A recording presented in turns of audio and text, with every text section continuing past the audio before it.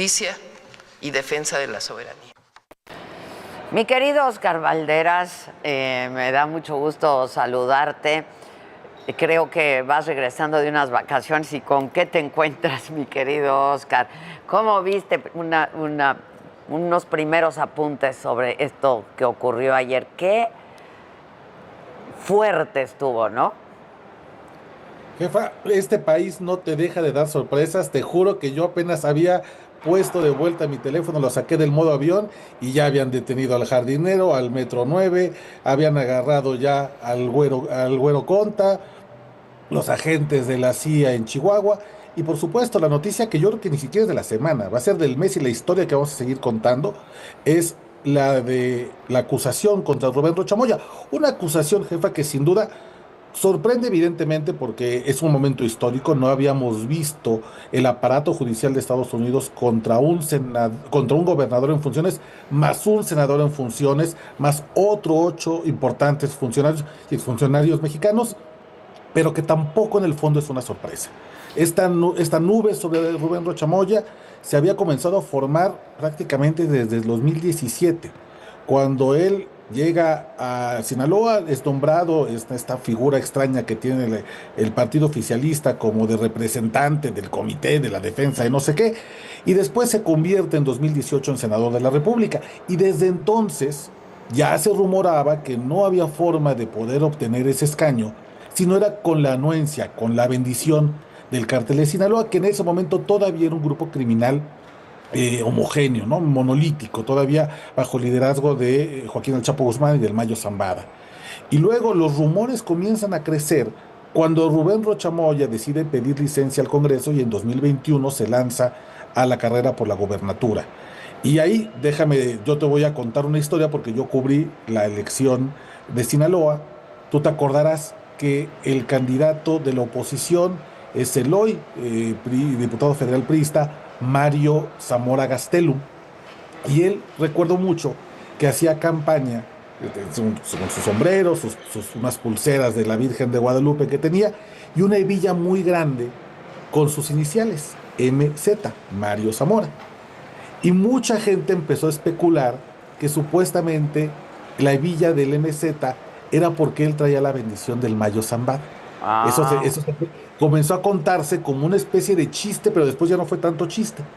Y cuando la gente de la campaña de Rubén Rocha Moya comenzó a escuchar ese chiste o esta idea, empezaron rápidamente a atajarla, y las propias estructuras de Morena, y esto me consta porque yo cubrí la elección, le iban a las comunidades como en Elota, Sinaloa, donde yo estuve, y le decían: no se equivoquen, el que trae la bendición del Mayo Zambada es Rubén Rocha Moya, para atajar el rumor. Desde entonces ya se hablaba de que el cártel de Sinaloa era el que había apostado por Rubén Rocha Moya. Y después la elección prácticamente le da la razón a este rumor, porque días antes hubo un secuestro, por ejemplo, de candidatos y de funcionarios del PRI, gente que salió armada en los lugares donde el PRI tenía mayor índice de votos, y intimidaron a los votantes, o incluso gente armada que se movilizó a favor de Morena en la elección de Rubén Rocha Moya, y Morena termina ganando con una votación bastante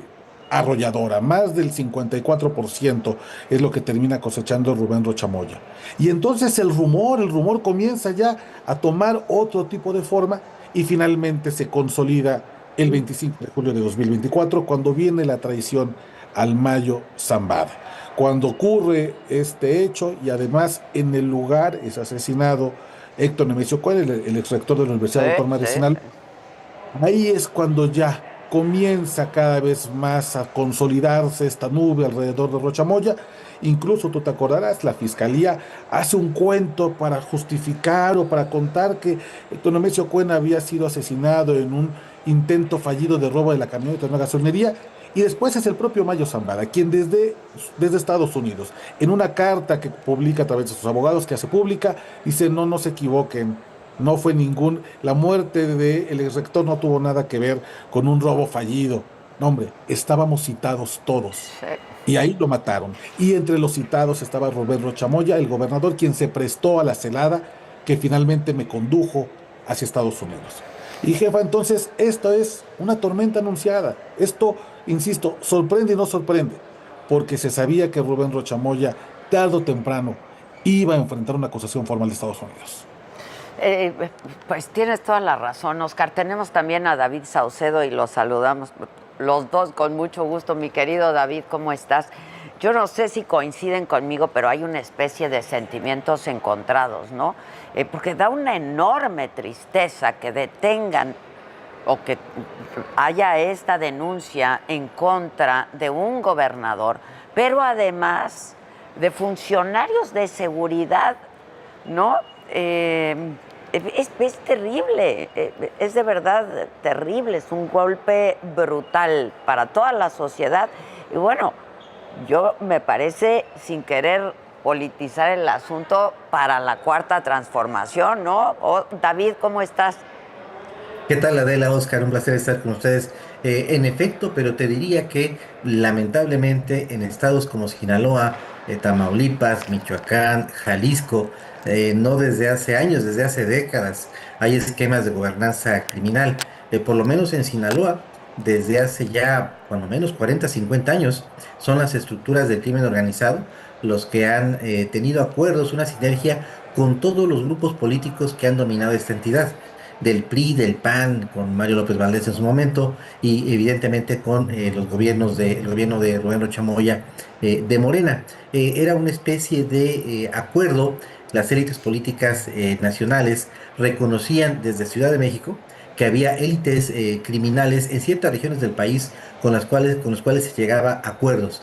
Y las transiciones políticas de un partido a otro se daban con el visto bueno y aprobación, en este caso del cártel de Sinaloa. Esto mismo ocurre en el estado de Jalisco, pero con los liderazgos políticos de MC, y ocurre también en otras entidades que están gobernadas por el Partido de Acción Nacional. Es triste, es lamentable, en efecto, pero es una situación que se conoce de tiempo atrás. De hecho, los norteamericanos, como señala muy bien Oscar, ya habían dado anuncios, habían avisado con mucha anticipación. Ustedes recordarán, hará cosa de un año circuló en la prensa mexicana la versión de que había una lista de narcopolíticos sujetos a investigación por parte de los norteamericanos. Y que la presidenta Claudia Sheinbaum había recibido esa lista en donde figuraba en primerísimo lugar Adán Augusto, líder de los senadores de Morena. Aparecían por lo menos dos gobernadores, Américo Villarreal de Tamaulipas, con un nexo directo también con Rubén Rocha Moya, el propio gobernador de Sinaloa, un integrante del gabinete nunca identificado, pero del cual se presume se trata de Mario Delgado, acusado en su momento, investigado en su momento, cuando fue presidente nacional de Morena, de haber entregado recursos de producto del contrabando de combustible hacia candidatos en el norte del país, de la mano del así llamado rey del Huachicol, ya muerto, bueno, ya asesinado, y también de algunos gobernadores y alcaldes fronterizos. Esta primera lista que circuló se mencionó mucho en la prensa mexicana, nunca se dio a conocer como tal. Lo del gobierno de México nunca reaccionó. Después vino el retiro de visas, que habría sido una nueva sanción de tipo mediática, política, con el objeto de que varios de estos candidatos, de estos alcaldes y gobernadores se descarrilaran sus carreras políticas y ya no pudieran ser candidatos en la elección intermedia en México. El gobierno mexicano tampoco reaccionó. Vino la filtración acerca de las operaciones con recursos de procedencia ilícita de Vector, esta empresa de Alfonso Romo, alto consejero del expresidente Andrés Manuel López Obrador. La empresa finalmente fue desmantelada, pero Alfonso Romo pues sigue en libertad y hasta donde entiendo no tiene ningún proceso judicial en su contra. Y hace un par de días el embajador Ronald Johnson anticipó que habría denuncias en cortes americanas. Entonces me parece que no hay vuelta de hoja. La presidenta Claudia Sheinbaum está en una disyuntiva: seguir protegiendo a algunos políticos de Morena vinculados con los cárteles de la droga. Por cierto, algunos de ellos son sus enemigos políticos: Adán Augusto, Ricardo Monreal, Marcelo Ebrard y en este caso Rubén Rocha Moya, que nunca ha reconocido como tal su adhesión al proyecto de la presidenta Claudia Sheinbaum. Él siempre ha sido obradorista. De hecho, los propios norteamericanos veladamente le han expresado a la presidenta Claudia Sheinbaum que ella misma puede palomear la lista de políticos que pudieran ser llevados a juicio en los Estados Unidos, y que ella misma puede ir señalando a aquellos que rivalizan con ella internamente. La presidenta Claudia Sheinbaum me parece que nunca ha querido como tal lanzar esta embestida, pero ya no tiene alternativas. Eh, Parte del diagnóstico interno que tuvieron en el gabinete federal fue que estas eran amagues del gobierno norteamericano, como ya los había habido en el pasado. Quizá ustedes recuerden las muchas versiones que hubo en su momento de investigaciones en contra de Manuel Bartlett, por ejemplo, que nunca cristalizaron en una acusación formal. Pero en el pasado, estos amagues del gobierno norteamericano para tener a políticos mexicanos únicamente eran para obtener ventajas en materia comercial y migratoria. En perfecto español, eran chantajes. Investigar la narcopolítica en México para obtener concesiones comerciales, migratorias, también en temas de seguridad de todo tipo. Incluso llegaron a intercambiarse, no poner denuncias en contra de políticos mexicanos a cambio de acuerdos de dotación de agua en ciudades de Estados Unidos. Pero Donald Trump ya no continuó con este quid pro quo. En esta ocasión ya dio para adelante las investigaciones que ya habían avanzado las agencias de investigación de los Estados Unidos. Antes, hace algunos años, hace no mucho, el Departamento de Estado y la Casa Blanca intervenían cuando el Departamento de Justicia o en alguna corte americana empezaba a señalarse existía la posibilidad de que hubiera denuncias en contra de políticos mexicanos de alto perfil. El Departamento de Estado intervenía de manera tajante para frenar, por razones de seguridad nacional, esas investigaciones. Se han invertido los papeles. Antes el Departamento de Estado, reitero, frenaba a la CIA, la DEA, la Homeland Security, el FBI. Pues no, ahora es la propia Casa Blanca la que alienta, incentiva, presiona a sus agencias de seguridad para que avancen en las investigaciones en contra de la narcopolítica en México. A mí me gustaría conocer, Óscar Valderas, tu opinión, ya lo mencionó ahora David Saucedo, tu opinión de la reacción de la presidenta Claudia Sheinbaum, porque parece que lo están o lo van a proteger, ¿no? Sí, claro, mira, yo creo que la presidenta está haciendo lo que le corresponde frente al voto duro, frente al núcleo puro de Morena, que es la defensa no solamente de un integrante de su movimiento, sino además de un querido amigo de su tutor político, que es el expresidente López Obrador. Por supuesto que va a acudir a la interpretación a rajatabla de la ley, una ley que evidentemente pues no se aplica para todos. Hay un dicho entre los abogados que en México una orden de aprehensión y un vaso de agua no se le niega a nadie. Y la verdad es que resulta bastante curioso que Morena, que ha sido un partido que ha impulsado ampliar el catálogo de delitos para prisión preventiva oficiosa, hoy sea un defensor férreo de la presunta inocencia sin ningún tipo de matices. Pero creo que en el fondo Rubén Rochamoya ya es un cadáver político, es un muerto político. Esta es una acusación que está escrita con una tinta indeleble, que no hay agua en el Pacífico que la pueda borrar. Y los muertos a los 3 o 4 días apestan. Entonces yo creo que eventualmente a los 3 o 4 días apestan. Entonces yo creo que esto legal como un primer dique de contención y después va a tener que acudir a la realidad.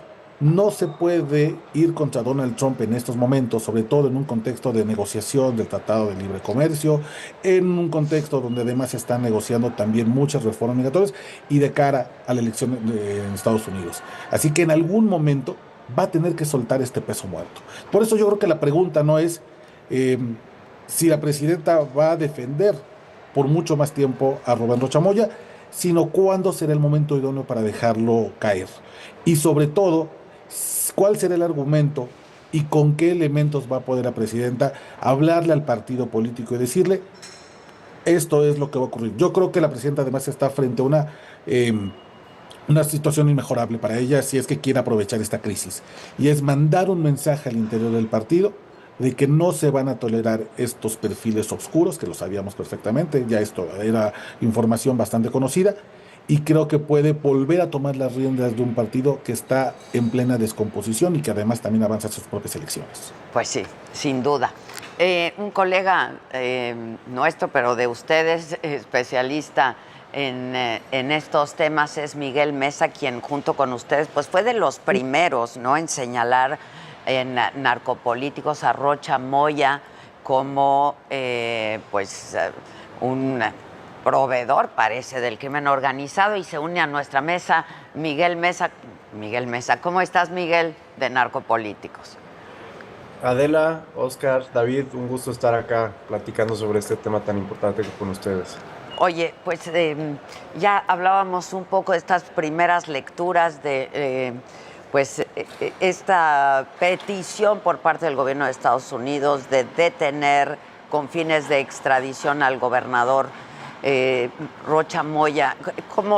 ¿Cómo lo lees y cómo lo leíste ayer? Y bueno, ya pasaron algunas horas. Mira, a mí me parece que enjuiciar a Rocha Moya es enjuiciar a Morena y enjuiciar al obradorismo al mismo tiempo. Por eso esta ambivalencia de la presidenta, todavía a estas alturas, ya con una acusación en Estados Unidos, con un juicio por empezar, eh, digamos, solo se explica porque toca a todo el proyecto político. Toca al expresidente de la República y toca a el partido como sistema, que se benefició de no solo esta campaña que ganaron junto con el crimen organizado, sino de otras gubernaturas que llegaron de la misma manera al poder. Y hay que decirlo, Rocha Moya no es un personaje aislado en Sinaloa. Todo el partido parece haber recibido el apoyo de los chapitos para ganar al menos las elecciones de 2021. En esa jornada electoral ganaron 17 de 18 municipios, ganaron todos los distritos electorales con diputaciones de mayoría relativa, ganaron en el Senado de la República. Entonces, ese fue un resultado que vino por el apoyo del crimen organizado.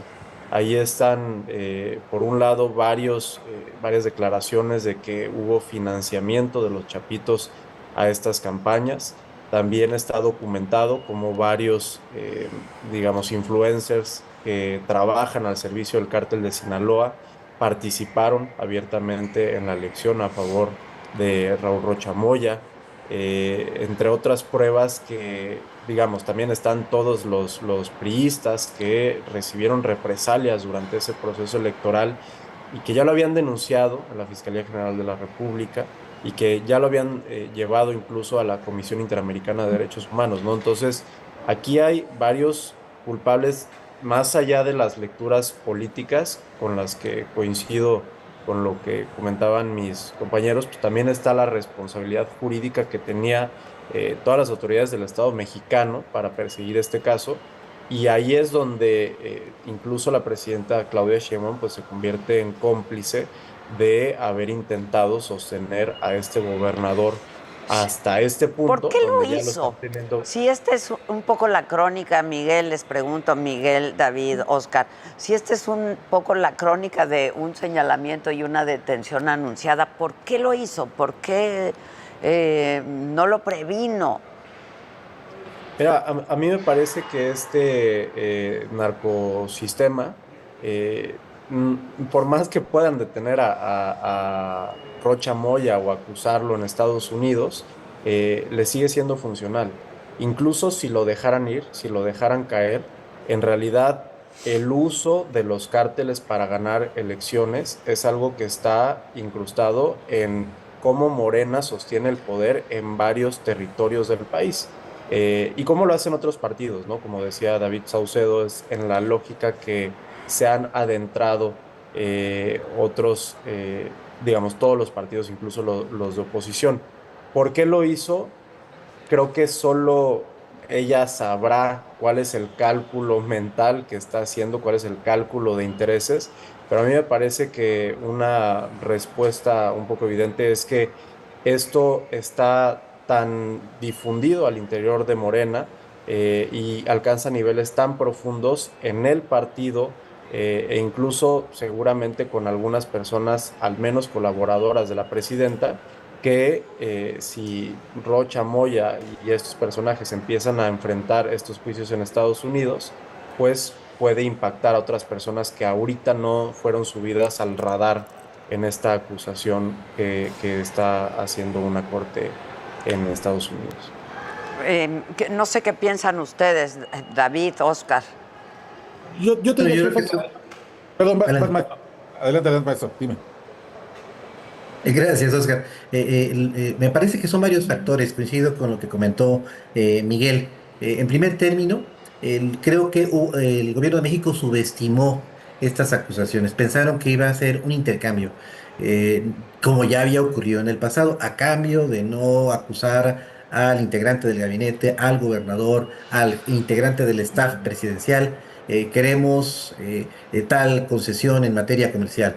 Queremos que México incremente la recepción de migrantes como tercer país seguro. Queremos que México respalde tal postura internacional de Estados Unidos, tal y como había ocurrido en el pasado. Eh, Normalmente los norteamericanos utilizan la información de la corrupción de nuestro sistema político mexicano para sacar ventajas en otros ámbitos. Me parece que hubo un error de cálculo. Donald Trump está rompiendo estos esquemas y estas sinergias de complicidad. En segundo término, con toda la información que los norteamericanos están obteniendo de las declaraciones de los Chapitos y del Mayo Zambada, era muy complicado que el Departamento de Justicia, armado con toda esa información, no tuviera una expresión judicial. Todo este río de información que están obteniendo de fuente directa. Los norteamericanos en el pasado hacían intercepción telefónica, seguimiento satelital, acopio de información sobre transferencias bancarias. En esta ocasión tienen directamente el testimonio de los cabecillas de las organizaciones criminales que refieren días, montos, fechas y personas a las cuales sobornaron. Pues es algo como lo que se hizo en Estados Unidos con los juicios en contra de la Cosa Nostra. Tener en el banquillo de los acusados a los capos de alto nivel en México que están dando información abundante sobre los políticos en México que se prestaron a estos esquemas de corrupción. Por otro lado, hay un problema. Donald Trump enfrenta una elección intermedia con una merma en su popularidad de él y de su partido, del Partido Republicano. Está urgido de presentar algunos trofeos ante la opinión pública. Este sería uno de ellos. Por supuesto que también lo fue el tema de Maduro. Irán tiene un efecto adverso, en todo caso, en la economía de los Estados Unidos, y el electorado norteamericano está en espera de que Donald Trump pueda cumplir la expectativa para el cual fue electo. Una de estas expectativas, pues, es el combate a la inseguridad y esencialmente el combate a los grupos de macrocriminalidad en México. Es decir, tenemos varias razones por las cuales Donald Trump opera de esta manera, y también tenemos razones por las cuales creo que la presidenta Claudia Sheinbaum no leyó correctamente lo que estaba realmente sucediendo. Oscar, querido, yo también en muy buena medida depende, las otras reacciones de Donald Trump dependen en muy buena medida, no sé si coincidas, Oscar, de cómo va a actuar ahorita la presidenta Claudia Sheinbaum, Oscar. Sí, porque además creo que, jefa, la pregunta que sigue es, ¿y si no lo entregamos, qué? ¿No? Es decir, si la presidenta se aferra a la defensa de Rubén Rocha Moya, que con las horas se va a ver más complicado, porque es una historia que se está contando con horas. Esto no, Sí. esto va a estar cambiando a cada momento. La gran pregunta es si Estados Unidos está dispuesto a ver a México como vio a Venezuela o como ve a Irán, saltarse la vecindad, la relación comercial que nos da una frontera de 3.000 kilómetros. ¿Y qué? ¿Vienen por Rocha Moya? Es decir, ¿estarían dispuestos a cometer un acto unilateral con tal de mostrar músculo? Pero además, jefa, déjame abonar un poco lo que decía Miguel y lo que decía David. Yo creo que una de las razones por las cuales se dejó crecer este problema de Rubén Rocha Moya y por qué llegamos hasta este momento de crisis y de tensión es porque el sistema político y de procuración de justicia está diseñado para este tipo de cosas.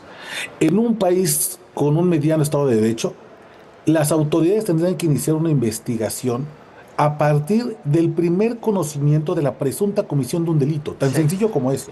Claro, Es decir, claro. ante el primer ejercicio periodístico, ante la primera investigación de un medio, el propio señalamiento, la Fiscalía ya tendría que haber iniciado su propia investigación y presentar un resultado ante la ciudadanía. Hoy de repente parece ser que la Fiscalía por primera vez va a comenzar a hacer una indagatoria, pero no porque haya sido un trabajo del fiscal Germanedo, de la fiscal